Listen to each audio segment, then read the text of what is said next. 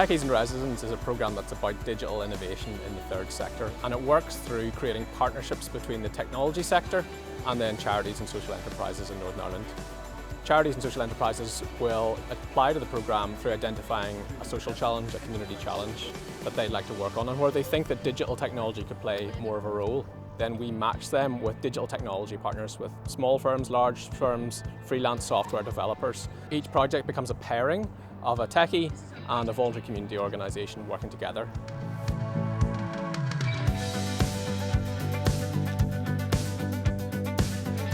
Whenever the COVID-19 pandemic hit, our community navigator wanted to reach out to the local community groups and to the older people. Our community groups were able to tell us that there was a digital divide for the older people, that they couldn't even get onto Zoom.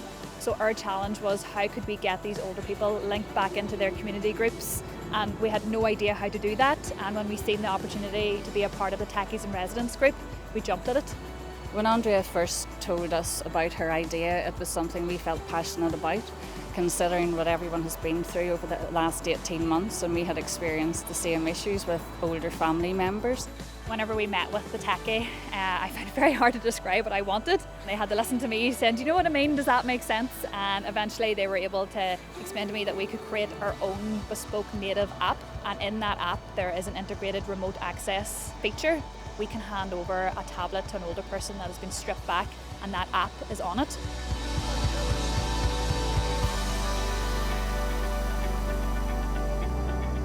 I think throughout the whole process, the Linking Generations Northern Ireland team and Meditech worked really well together. COVID has disrupted communities. Older people and younger people were forced to stay apart. It has fractured the relationships that were being built, and we wanted to be able to rebuild these safely online. We built a bespoke video conferencing application which connected kids with the older generation. The platform and the prototype that we built, I don't think it will ever replace the actual face-to-face, but it's a very good companion that can be used as and when it's needed.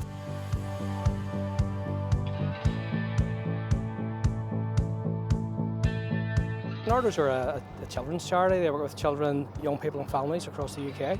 What we do is support the resettlement of refugee families. We help them resettle into a particular property. And the difficulty comes with the reporting mechanisms if while in that property something goes wrong. Rather than them contact us, we were thinking, is there a better way to do this where a family can report directly to the landlord or letting agent? We very quickly clicked with Dave Shaw, our techie, and haven't looked back since. The app itself is called Fixit, and what Fixit does, it allows families, if they can't speak English, they should be able to identify a space in their home visually. So they will visually see in their home what the problem is, they can identify the issue, take a photograph of it as evidence, and that will go directly to their landlord.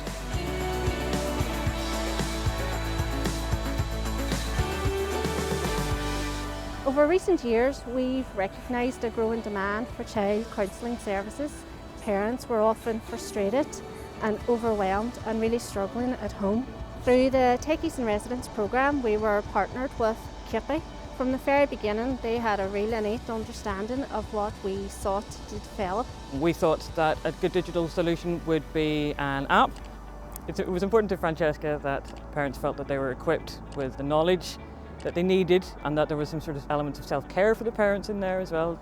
This is an interactive game that the parent and child can do together to increase the child's emotional literacy, to help form discussion points between the parent and the child, to help them begin to discuss maybe underlying difficult issues.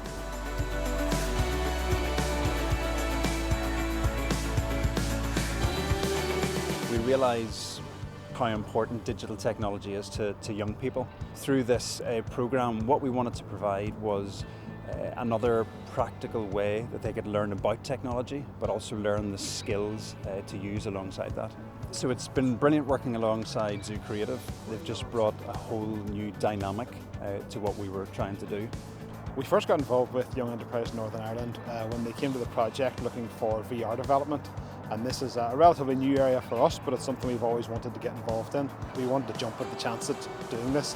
The biggest difficulty was face-to-face testing, because obviously during the last year we haven't had the chance for them to test it with students themselves.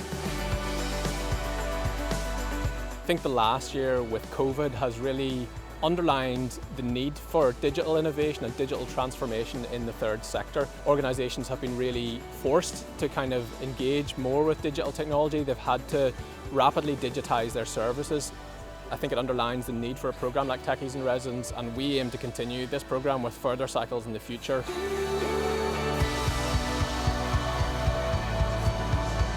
Overall, the programme for us has been brilliant.